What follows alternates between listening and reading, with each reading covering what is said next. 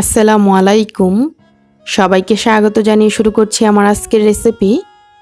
আজকে আপনাদের সাথে মাত্র 1 ঘন্টায় পারফেক্ট মিষ্টি দই তৈরির রেসিপি শেয়ার করব।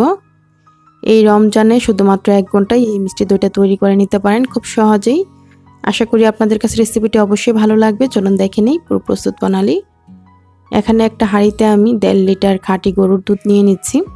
আপনারা চাইলে গরুর দুধের পরিবর্তে গুঁড়া দুধ কিংবা বাজারে কিনতে পাওয়া যায় যে তরল দুধ, সেই দুধটা দিয়েও তৈরি করতে পারেন। তারপর আমি এই হাঁড়িটাকে চুলায় বসিয়ে দিয়েছি। চুলার আঁচটা ফুল আঁচে রেখে অপেক্ষা করছি ফুটে আসা পর্যন্ত। কিছুক্ষণ পর যখন দুধটা ফুটে এসেছে, চুলার আঁচটা মিডিয়াম আঁচে রেখে তারপর এই দুধটাকে আমি জাল করে নিব 15 মিনিটের মতো। আর এভাবে অবশ্যই একটু পরপর নেড়ে দিতে হবে যাতে করে দুধের সরটা জমে নিচ সাইড দিয়ে না লেগে যায়। তাই তো আমি এইভাবে একটু পরপর নেড়ে দিচ্ছি। যখন দুধের সরটা জমে উপরে চলে আসছে তখন ভালো করে দুধের সাথে মিলিয়ে নিচ্ছি। আর সাইডটা দিয়ে যে দুধের সরগুলো লেগে আছে সেগুলো দুধের সাথে ভালো করে মিশিয়ে নিতে হবে। তারপর আমি এই দুধে আজকে সরাসরি চিনি দিয়ে দুধটা এই দইটা তৈরি করব না, ক্যারামেল তৈরি করে তারপর এই দইটা তৈরি করছি। তো তার জন্য আমি প্রায় 20 মিনিট দুধটাকে জাল করে নেওয়ার পর এখানে অন্য একটা চুলায় একটা প্যান বসিয়ে 1 কাপ চিনি নিয়ে নিয়েছি। মিষ্টির পরিমাণটা আপনারা যেমন পছন্দ করেন দইয়ে তেমনই দিবেন। তারপর আমি এখানে প্রায় 4 টেবিল চামচের মতো পানি দিয়ে দিলাম। এখন চুলাটা অন করে দিয়েছি আর কোনো নাড়াচাড়া করছি না। কিছুক্ষণ পর এমনিতেই চিনি অল্প একটু পানি দেওয়াতে চিনিটা এমনিতেই গলে যাবে। তো কিছুক্ষণ পর যখন ঠিক এরকম কালার আসতে শুরু করে দিয়েছে, হালকা কালার চলে এসেছে, তো এখন আমি যে দুধটা আরেক দিক দিয়ে জাল বসিয়ে রেখেছি সেখান থেকে কিছুটা দুধ নিয়ে নিব। আমি এখানে প্রায় 1 কাপের মতো দুধ নিয়ে নিচ্ছি। তো এই দুধটাকে এখন সরাসরি ক্যারামেলে দিয়ে দিব। আর ক্যারামেলটা কিন্তু খুব সুন্দর একটা কালার চলে এসেছে। এর চেয়ে বেশি কড়া কালার করা যাবে না। ঠিক এই অবস্থায় যে দুধটা আমি তুলে রেখেছি সেই দুধটা দিয়ে দিলাম ঢেলে। তারপর চুলাটা কিন্তু আমি বন্ধ করে দিয়েছি আর অনবরতভাবে নেড়ে দিচ্ছি। আর যে চিনি অনেক সময় দেখা যায় যে একটু শক্ত এরকম বসে গিয়েছে, এটা ভয় পাওয়ার কিছু নাই। যখন দুধের সাথে ঢেলে দেওয়া হবে কিছুক্ষণ নেড়ে মিশিয়ে নিলেই সুন্দরভাবে মিশে যাবে। তো ক্যারামেল মেশানো দুধটা আমি দিয়ে দিলাম। এখন অনবরত এভাবে নেড়ে দিচ্ছি। তো কিছুক্ষণ পর যে ক্যারামেলটা দেখা যাচ্ছে সেটা দুধের সাথে সুন্দরভাবে মিশে গিয়েছে। তো আমি প্রায় আরও 7 থেকে 8 মিনিট জাল করে নিয়েছি চুলার আঁচটা মিডিয়াম টু হাইটে রেখে। আর দুধের ঘনত্বটা দেখি তো বুঝতে পারছেন। ক্যারামেল করে দেওয়ার কারণে খুব সুন্দর একটা কালার এসেছে এই দুধে। তবে আপনারা যদি ক্যারামেল ছাড়া করতে চান সরাসরি চিনিটা দিয়েও জাল করে নিতে পারেন দুধটা। তো আমি প্রায় 7 মিনিট জাল করে নেওয়ার পর এখন চুলাটা বন্ধ করে দিয়ে এই প্যানটাকে চুলা থেকে নামিয়ে নিয়েছি।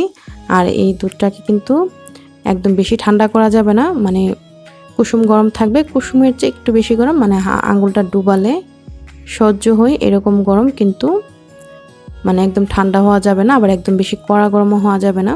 দুধটাকে আমি এভাবে নেড়ে নেড়ে কিছুক্ষণ ঠান্ডা করে নিয়েছি। তো আঙুলটা ডোবানোর পর যখন দেখছি দুধটা একদম কুসুম গরম হয়েছে, তখন আমি আগে থেকেই পুরানো যে দইয়ের বীজটা আমি রেখেছিলাম, এই দইটা আমার ঘরেই তৈরি করা ছিল। তো পুরানো দইটাকে কিন্তু দইয়ের বীজ বলে। তো পুরানো দই এখানে আমি প্রায় 5 টেবিল চামচের মতো দিলাম। তারপর আমি যে দুধটা জাল করেছি সেখান থেকে প্রায় 6-7 টেবিল চামচ হবে দুধ নিয়ে এই পুরানো দইয়ের সাথে ভালো করে মিশিয়ে নিচ্ছি। তো এইভাবে আগে থেকে ভালো করে মিশিয়ে নিলে ভালো হয়। তারপর এখন আমি এই দইয়ের বীজ সহ দুধটাকে এই দুধের সাথে দিয়ে দিলাম আর একটা হুইস্কের সাহায্যে ভালো করে নেড়ে মিশিয়ে নিচ্ছি। তো এইভাবে ভালো করে মিশিয়ে নিতে হবে। ভালো করে মেশানো হয়ে গেলে তারপর আমি এখন একটা জারে এই দুধটাকে নিয়ে নিচ্ছি সুবিধার জন্য। আমি আজকে 1 টাইম গ্লাসে দইগুলো বাঁধবো। তো এখন আমি এখানে কিছু 1 টাইম গ্লাস নিয়েছি। ঠিক এরকম আপনারা চাইলে কাচের গ্লাসও তৈরি করতে পারেন। তবে আমি 1 টাইম গ্লাসে তৈরি করে দেখাচ্ছি। অনেকেই রিকোয়েস্ট করেছিলেন এর আগের দইয়ের রেসিপিগুলোতে 1 টাইম গ্লাসে কীভাবে দই পাতা যায়। তো আমি 1 টাইম গ্লাস তাই নিয়েছি। আমি গ্লাসগুলোকে কিন্তু আগে থেকে ভালো করে ধুয়ে মুছে নিয়েছি। তারপর এখানে আমি দুধটা দিয়ে দিচ্ছি। তো এইভাবে আমি সবগুলো গ্লাসে দুধটা নিয়ে নিলাম। আর এখন অ্যালুমিনিয়াম ফয়েল পেপার আমি এরকম ছোটো করে কেটে নিয়ে রেখে দিচ্ছি।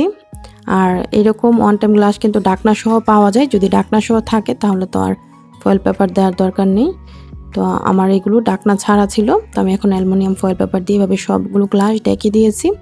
এখন আমি চুলায় এই দইটা তৈরি করব তার জন্য এরকম একটা হাঁড়ি চুলায় বসিয়ে দিয়েছি আর এরকম একটা গামছা এরকম করে বাস করে তারপর এই হাঁড়িটাতে রেখে দিলাম। আর চুলার আঁচটা আমি এই পর্যায়ে লো আঁচে রেখেছি। এখন আমি সবগুলো দইয়ের গ্লাস এভাবে রেখে দিচ্ছি। প্রথম থেকেই আমি চুলার আঁচটা একদম লো আঁচে মানে সর্বোচ্চ মানে সর্বনিম্ন যতটুকু তাপ থাকে চুলায় ততটুকু তাপে রাখতে হবে। আমি একদম লো আঁচে করে এখন ডাকনা দিয়ে রেখে দিব 1 ঘন্টা। আর ডাকনার যে ছিদ্রটা সেই ছিদ্রটা কিন্তু একটা কাগজের সাহায্যে আমি বন্ধ করে দিয়েছি। তো 1 ঘন্টা অপেক্ষা করছি, হয়তো অনেকের সময় কম বেশিও লাগতে পারে। তো আমি 1 ঘন্টা পর চেক করে নিচ্ছি।